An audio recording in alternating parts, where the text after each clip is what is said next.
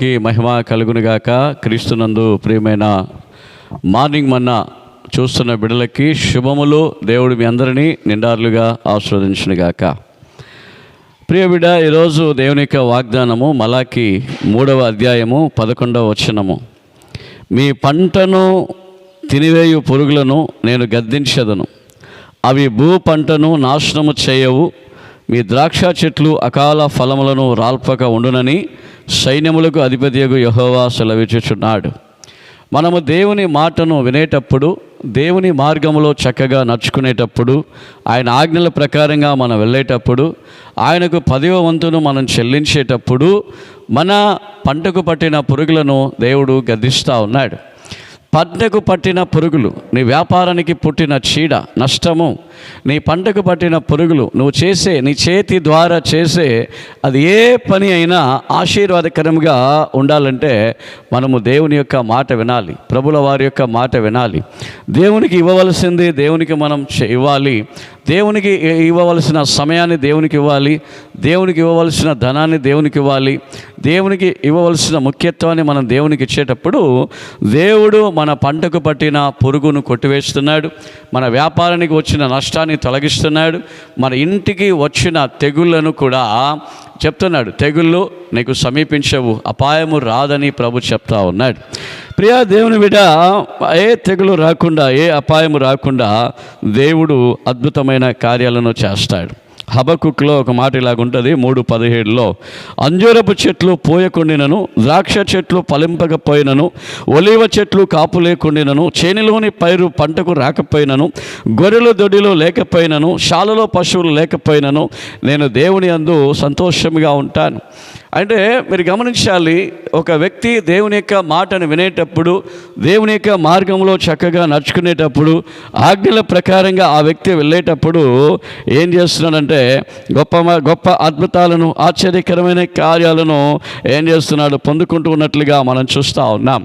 నీ దేశంలో వర్షము కుమ్మరించాలంటే ద్వితీయోపదేశ కాండములో మనం గమనించేటప్పుడు 11:14లో, నీ దేశములో వర్షము అనగా తొలకరి వానను, కడవరి వానను దాని కాలమున కురిపించదను, అందువలన నీవు నీ ధాన్యము, నీ ద్రాక్ష రసమును, నీ నూనెయు కూర్చుకొందు అనే మాట ఉన్నది. అంటే నీ నూనె కూర్చుకోవాలి, నీ ధాన్యము కూర్చుకోవాలి, నీ ద్రాక్షరసము కూర్చుకోవాలి, నీ పిండి పిసికే తొట్టి, నీ గంప ఆశ్చర్యకరంగా ఉండాలి. అంటే నువ్వు దేవుని మాట వినాలి, మనం దేవుని మాట ప్రకారంగా మనం బ్రతకాలి, దేవుని మాట ప్రకారంగా మనం నడుచుకోవాలి. అక్కడ చెప్తా ఉన్నాడు. మీరు గమనించితే ప్రియమైన దేవుని బిడ్డలారా, మీరు గమనించండి. ఆమేన్. నీ దేశము వర్షముతో నింపబడుతుంది. దేశంలో వర్షము కావాలి, దేశంలో క్షేమం ఉండాలి, దేశంలో ఆశీర్వాదం ఉండాలి, దేశంలో నెమ్మది ఉండాలి, దేశంలో సమాధానం ఉండాలంటే నేను దేవుని మాట వినాలి. మనం దేవుని మాట వినకుండా దేవునికి వ్యతిరేకమైన కార్యాలు చేస్తూ సృష్టికర్తను మర్చి ఆ యొక్క సృష్టిని పూజిస్తూ, లేకుంటే దేవునికి వ్యతిరేకమైన కార్యాలను మనం చేస్తూ వచ్చేటప్పుడు ఏం జరుగుతుందంటే దేవుడు మనల్ని ఆశీర్వదించడు. మన దేశంలో వర్షం కుమ్మరించబడదు, మనకు పంట చేలన్నీ ఆశీర్వదకరంగా ఉండవు, మనం చేసే పనులు ఆశీర్వదకరంగా ఉండవు. కనుక ఈరోజు మనము దేవుని యొక్క మాట ప్రకారంగా మనం వింటూ, ఆజ్ఞల ప్రకారంగా మనం జీవిస్తూ బ్రతుకుతూ మనం ఉంటే మన దేశంలో సకాలంలో వర్షం కుమ్మరించబడుతుంది. అదే సమయంలో మన పంటలు ఆశీర్వదకరంగా ఉంటాయి, మన కుటుంబాలు ఆశీర్వదకరంగా ఉంటాయి, మన బిడ్డలు పాపలు ఆశీర్వదకరంగా ఉంటారు, మన సమస్త దీవెనలతో కూడా మనం నింపబడతాం. ప్రార్థన చేసుకుందాం. ఈరోజు ఈ యొక్క వాగ్దానాన్ని బట్టి మాత్రమే కాదు, మనం ప్రార్థన చేద్దాం. ఇంకని కూడా మరి ఈరోజు వివాహ దినాన్ని కొనియాడుతున్న బిడ్డలను బట్టి, జన్మదినాన్ని కొనియాడుతున్న బిడ్డలను బట్టి, అదేవిధంగా మన దేశాని కొరకు, దేశ రక్షణ కొరకు కూడా మనం ప్రార్థన చేద్దాం. దేశంలో సమాధానాన్ని కొరకు మనం ప్రార్థన చేద్దాం. ఆమెను ప్రార్థన చేద్దాం. కళ్ళు మూసినట్లయితే. మహోన్నతుడా, జీవాధిపతి, మీకు వందనాలు. ఈరోజు మేము ధ్యానించిన ఈ వాక్యాన్ని బట్టి స్తుతిస్తూ ఉన్నాము. నీ పంటకు పట్టిన పురుగులను తెగుళ్లను నేను తొలగిస్తానని చెప్పావు. దేశంలో వర్షాన్ని కుమ్మరిస్తాను, దేశము సస్యశ్యామలంగా ఉంటుంది, దేశము అభివృద్ధిగా ఉంటుందని మీరు చెప్పిన మాటను బట్టి వందనాలు. ఒక మనిషి తండ్రి మీ మాట వినేటప్పుడు, ఒక దేశము నీ మాట వినేటప్పుడు, ఒక సంఘము నీ మాట వినేటప్పుడు, ఒక కుటుంబము నీ మాట వినేటప్పుడు వారిని మీరు సమృద్ధిగా మీరు ఆశీర్వదిస్తూ వర్ధిల్ల చేస్తూ ఉన్నారు నాయన.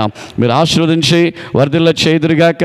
ఈరోజు వివాహ దినములను కొనియాడుతున్న బిడ్డలని తండ్రి ప్రభా, ఎవరెవరైతే తండ్రి ఆ యొక్క తండ్రి కొనియాడుచున్నారో వాళ్ళను ఆశీర్వదించి దీవించండి. భార్య భర్తల మధ్యలో సమాధానముని కలిగించండి, కుటుంబాల మధ్యలో సమాధానముని కలిగించండి, ఐక్యతని కలిగించండి.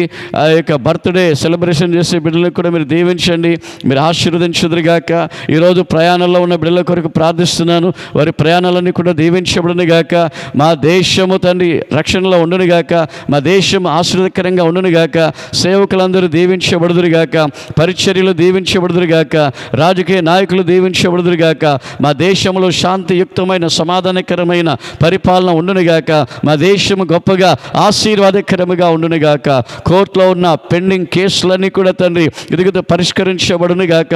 ఇదిగో తండ్రి స్తోత్రములు తండ్రి. ప్రతి వ్యవస్థ తండ్రి ఆశీర్వాదకరంగా, పోలీస్ వ్యవస్థ ఆశీర్వాదకరంగా ఉండునుగాక, న్యాయవాది వ్యవస్థ ఆశీర్వాదకరంగా ఉండునుగాక. ప్రభా డాక్టర్లు ప్రభా ఇదిగో తండ్రి ఇస్తుంది, వైద్యులు తండ్రి ఆశీర్వాదకరంగా ఉండునుగాక, పేషెంట్లకు మంచి స్వస్థతలు కలుగునుగాక.